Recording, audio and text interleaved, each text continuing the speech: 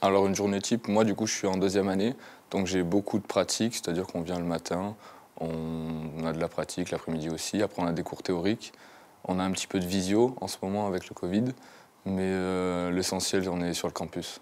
Personnellement, moi j'adore le cours pratique, c'est vrai que on voit vraiment ce qu'on va faire plus tard au cabinet, et du coup c'est sûrement hyper intéressant. Du coup, notre journée type, en première année, c'est plutôt, lors du premier semestre, des cours théoriques. En deuxième semestre, c'était de la théorie et de la pratique. Par contre, en deuxième année, on fait quasiment que de la pratique, donc ça, c'est plutôt bien. Et dans les 2 années, c'est toujours on fait la même matière le matin. Après, on a une pause de 30 minutes ou d'1 heure et ensuite on fait la même matière l'après-midi ou des fois, c'est la même matière toute la journée selon les professeurs parce qu'ils viennent pas forcément, tous ici, donc pour éviter de les faire déplacer, plusieurs fois. Généralement, on fait de 9 heures à midi et de 13 heures jusqu'à 16 heures. Une journée type ici, ça commence, c'est assez simple. On arrive à l'école à peu près vers 9 heures, donc on a des cours souvent théoriques en début d'année, plutôt des cours magistraux avec des professeurs, etc. Et puis ensuite, c'est transféré sur plutôt des travaux pratiques où on va faire des exercices, que ce soit de rééducation, des massages, etc. Et au niveau d'une journée complète en deuxième année, on est vraiment là actuellement que sur de la pratique. Donc, on va faire 9h midi, on a une petite heure de pause et on refait 3 heures l'après-midi. Comme ça nous permet d'avoir du temps pour soi, pour des travaux personnels ou pour d'autres activités.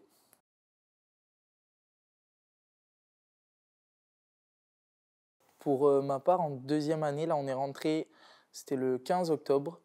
Donc, je sais qu'on finit là le 16 décembre.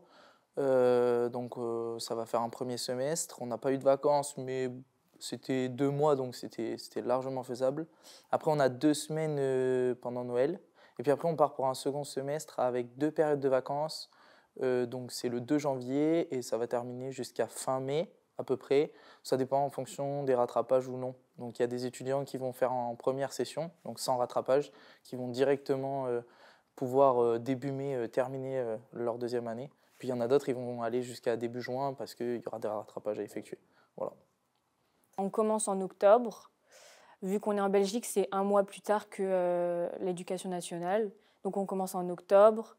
Je crois que cette année, on a commencé plutôt vers le 2-3 ou quelque chose comme ça. Et on finit en juin si tout se passe bien. Puis après, il y a les rattrapages comme chaque année, quoi.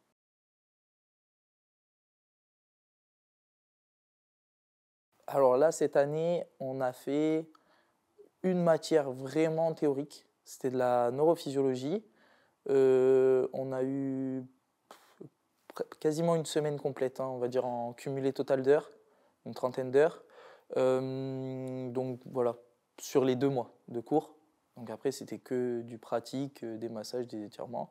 Mais il faut quand même garder à l'esprit qu'on est des scientifiques. Donc la kinésithérapie, c'est toujours ramené à quelque chose de scientifique, de l'anatomie, de la neurophysiologie. Et donc si en première année, on a vraiment fait le travail d'être bon en anatomie, en neurophysio ou les autres matières théoriques, forcément, la deuxième année, ça va se passer facilement parce que les mobilisations, on va connaître les muscles, les étirements, on va connaître les muscles. On aura moins de difficultés à retrouver ce que l'on cherche que si on ne connaît rien, on doit tout reprendre à zéro, comme chaque année, voilà.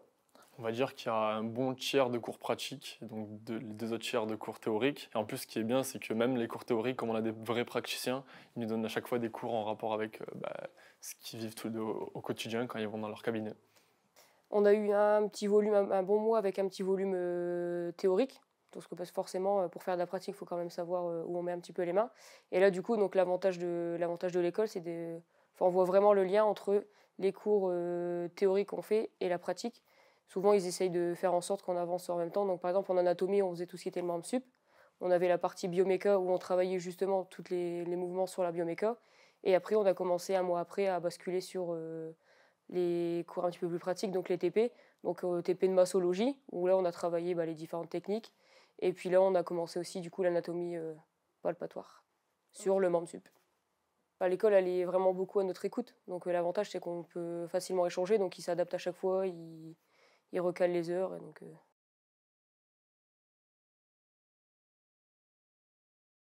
C'est ça. Alors un cours pratique, ça se passe que le professeur prend une personne au hasard ou quelqu'un qui se porte volontaire il fait la manipulation ou la pratique sur l'élève.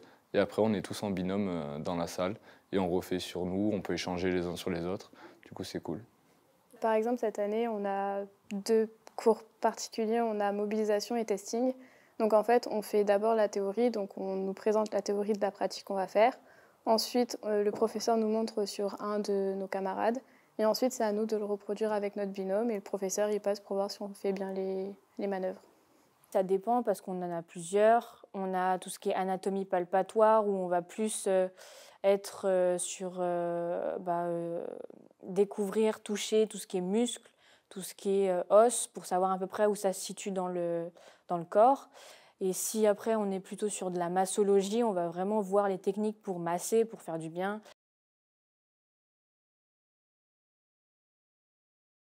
Le rapport avec les professeurs, c'est plutôt cool. Ils nous prennent pas comme des élèves, mais plus comme des futurs collègues, donc c'est assez sympa. Ils nous prennent pas de haut.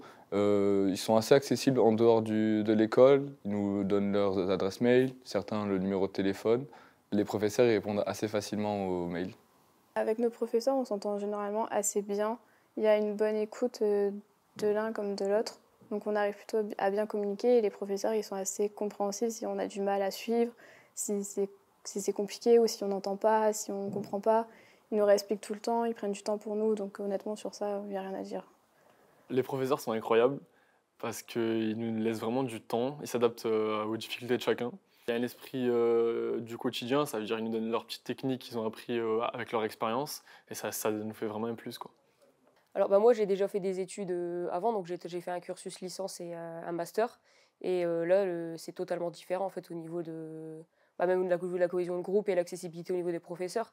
Là ils sont vraiment l'avantage en plus on a des petites promos, donc on est une trentaine. Donc là on peut facilement discuter avec eux, ils viennent vers nous. Enfin dès qu'on a une difficulté, on repose une question. Ils ont différents supports pédagogiques, différentes façons d'expliquer, etc. Donc ils sont vraiment à notre écoute et donc c'est super bien.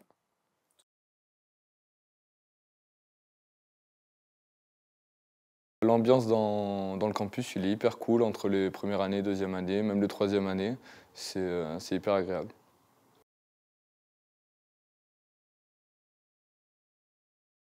C'est plutôt bien d'avoir des professeurs qui sont praticiens, qui sont kinésithérapeutes ou ostéos, parce que au moins, quand on fait des cas pratiques, ils nous donnent souvent leurs patients à eux, et ils nous font part de leur expérience, donc les points positifs comme les points négatifs. Et mine de rien, la kiné ou même l'ostéopathie, on ne peut pas se baser sur la théorie en fait. Donc même si on apprend la pratique, les pathologies, quand on sera en cabinet, ce sera totalement différent. Il y aura d'autres facteurs à prendre en compte et nos professeurs nous font comprendre ça et apprendre ça aussi. Par exemple, quand on fait la partie théorique, automatiquement, on va à chaque fois qu'on finit un petit truc, il y a toujours une partie un peu clinique, pathologique. Et c'est beaucoup plus parlant parce que du coup, ils nous disent « Ah bah moi j'ai fait ça avec un tel, donc sur ce patient-là j'ai fait comme ça, etc. » Donc en fait, c'est beaucoup plus visuel. Donc on arrive plus facilement à se projeter et à comprendre les choses.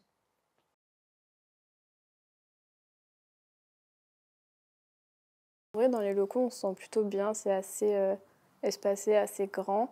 Après, je trouve que cette année, c'est mieux que l'année dernière parce qu'ils ont investi dans des nouveaux matériels. Donc forcément, là, on le voit pour notre pratique. Par exemple, en mobilisation, on fait des cas pratiques. On a plein de matériel de kiné, donc forcément, on peut faire plus d'exercices et c'est beaucoup plus intéressant que de la théorie. Au niveau des tables de massage, on a des tables qui sont pas mal puisqu'il y en a qui sont réglables.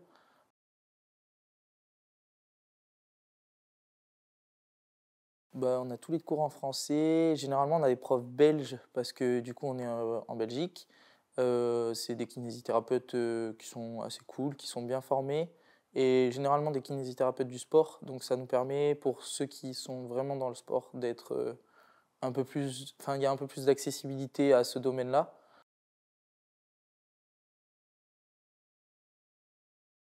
Alors, pour l'instant, j'ai connu que les examens de première année.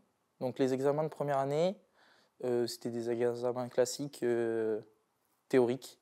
Donc, grande salle comme celle où je suis actuellement. Et en fait, c'était juste des grilles de QCM, on devait répondre. Quelquefois, on a eu comment ça s'appelle? Des questions ouvertes un petit peu. mais principalement des QCM. Et après, on a eu un examen de massage et d'anatomie palpatoire. Donc, retrouver vraiment un muscle avec une méthode particulière. Voilà. Et donc, ça, c'était dans une salle pratique. L'examinateur nous demande de retrouver, par exemple, un muscle comme le psoas. Je donne un nom de muscle comme ça.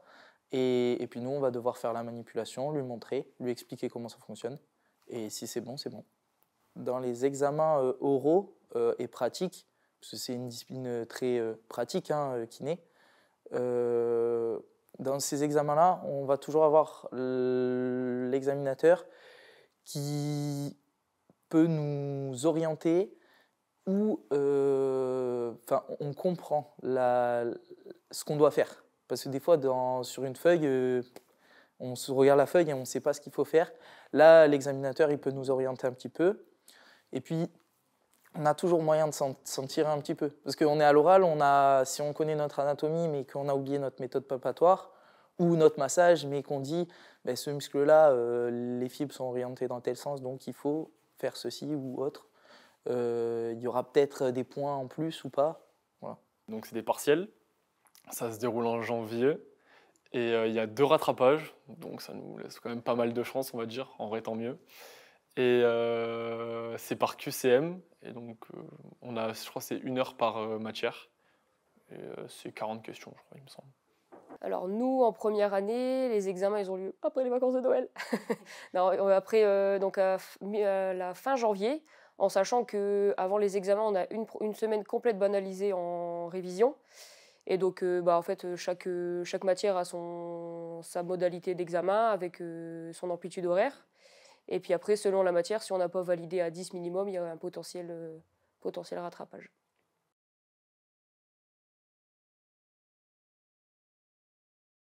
Étudier à Europédus, ça me permet d'éviter la PACES, donc c'est pour ça que je suis venu ici.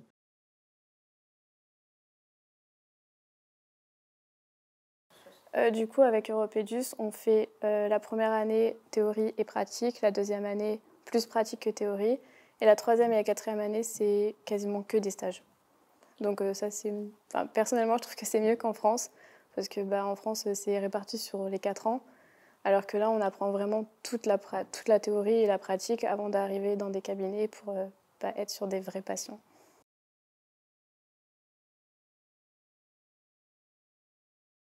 Pour nos stages, on a des documents sur notre Moodle, donc c'est un espace commun avec tous les professeurs et les élèves. On a des documents avec une liste en fait dans chaque département d'établissements qui peuvent nous prendre en tant que stagiaires en fait. Et après sinon c'est de notre côté où on doit chercher également.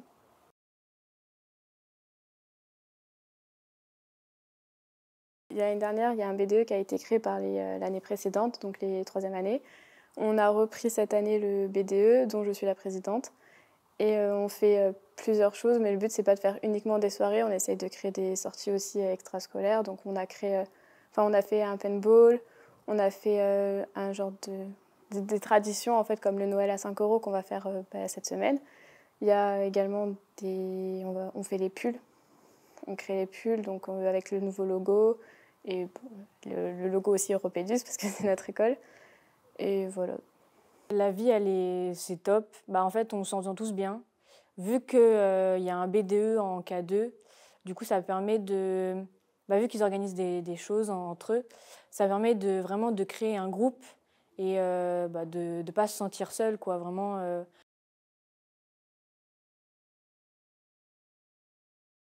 Personnellement, je vis à Strasbourg et du coup, là, pour les études, je vis à Roubaix. Donc forcément, c'est un peu compliqué de trouver un logement quand on ne vit pas tout de suite ici. Mais après, il y a toujours les plateformes Le Bon Coin ou les choses comme ça qui permettent d'aider à trouver des logements. Et personnellement, j'ai pas trop eu du mal à trouver mon appartement. Au niveau de la recherche d'appartement, ça va, c'est assez facile. Dans le coin, c'est pas très compliqué. Je conseille quand même aux gens qui voudraient venir d'aller en France. Voilà, moi j'ai fait Moucron l'année dernière, assez compliqué. Moucron, ça reste la Belgique. C'est pas les mêmes lois qu'en France, c'est pas la même façon de fonctionner. Donc voilà, c'est une réflexion, c'est un calcul à faire. Et Tourcoing, non, c'est accessible. Au niveau prix du logement, ça va. C'est vraiment accessible. Et puis, c'est pas trop loin. Il y a, je crois qu'il y a 7 km de là où j'habite à Tourcoing à ici. Et en voiture, on met 15 minutes, quoi. Même pas. Alors donc moi je suis de la petite ville de Méricourt, juste à côté de Lens. Donc de base j'avais pris les options de faire les allers-retours, mais avec la circulation sur l'Ain c'est un peu compliqué. Donc du coup maintenant je suis partie en colocation sur Tourcoing, en sachant que le secteur de l'île c'est un secteur qui est très dynamique. Donc au niveau de la demande des logements, etc., c'est facile, enfin, on se loge facilement. Moi j'ai fait la démarche beaucoup plus tardive que mes camarades, donc au mois d'octobre. Et j'ai trouvé ça en rien de temps, quoi. Et je suis à 10 minutes de l'école, donc...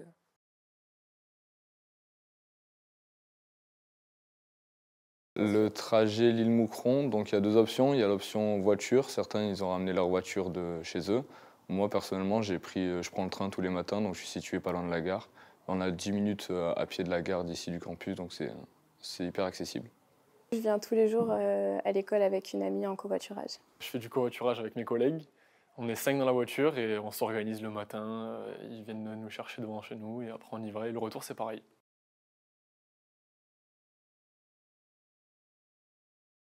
On a plutôt de la chance parce qu'on est assez bien placé, parce qu'à côté de l'école, on a des magasins, on a des supermarchés, on a des fast-foods, donc on peut assez vite se restaurer si on n'a pas eu le temps d'emmener nos plats, ou après sinon dans l'école, il y a plein de micro-ondes pour faire réchauffer nos plats.